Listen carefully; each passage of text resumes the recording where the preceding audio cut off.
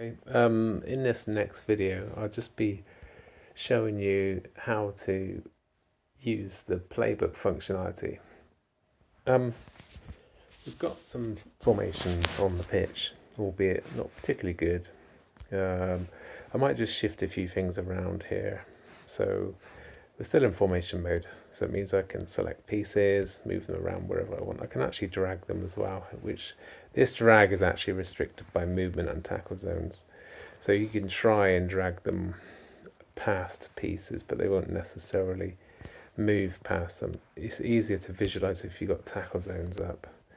So if I wanted to drag this orc down, I can't drag it through tackle zones unless I put it into the first tackle zone and then just drag them through like this. That's just to give you an idea of where you would potentially move a piece if you were playing a game. You wouldn't necessarily want to move a piece through tackle zones without considering what your next move might be. I can just move him back.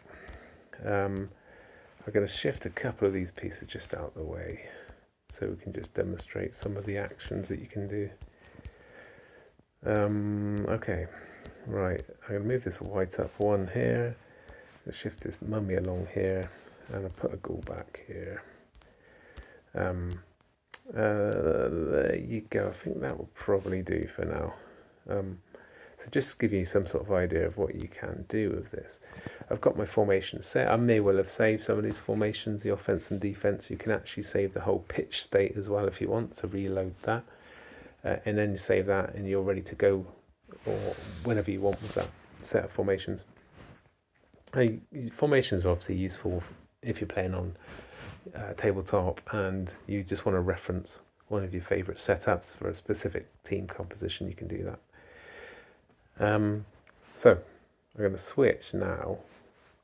Firstly, switch to offense side. Then I'm going to switch to Playbook.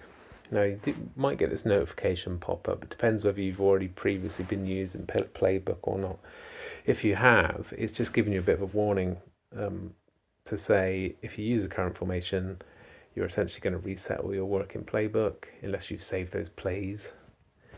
Or you can restore the last Playbook session, which is the one you may well have been working on previously. For this use case, I'm just going to select use current formation. So that basically uses this base state, and now we're in Playbook mode, as you can see in the top right corner there. I'm going to just do a couple of actions, nothing too spectacular, just to show you what you can do. Along the bottom here, it doesn't matter which tab I'm clicked into, I'm just going to close those up.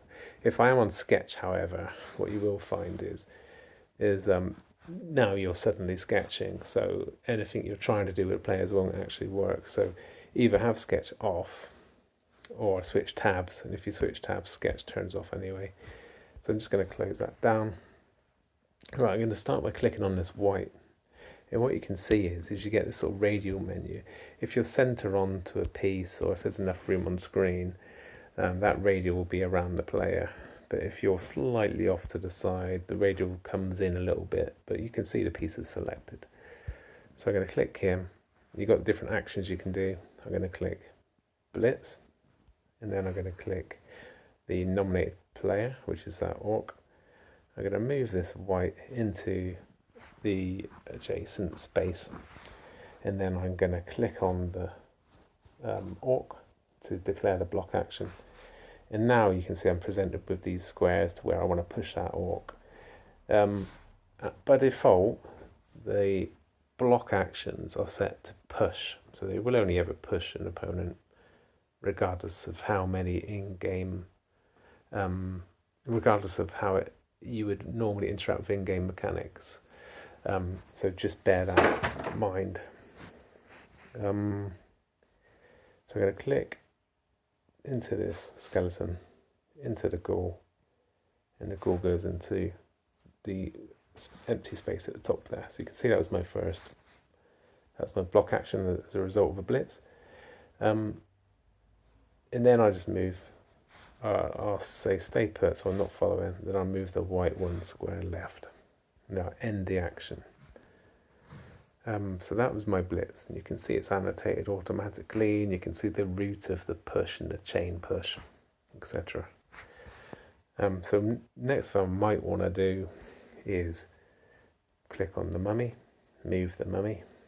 I'm only just doing this for demonstration purposes. You wouldn't probably do this, to be fair. End the action. Then I'll click a zombie, and I'll block with a zombie, and I'll hit this orc into the skeleton, into the ghoul, into square 3. I can either click follow up at the bottom here, or I can just click the yellow square, and he will follow up into that square. And you can see all of a sudden you're building up a play. And you can continue this.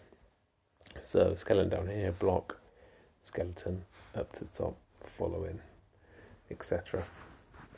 You can obviously see I haven't done a very good job here. There's no way I'm making a one-turn touchdown out of this, but you get the idea.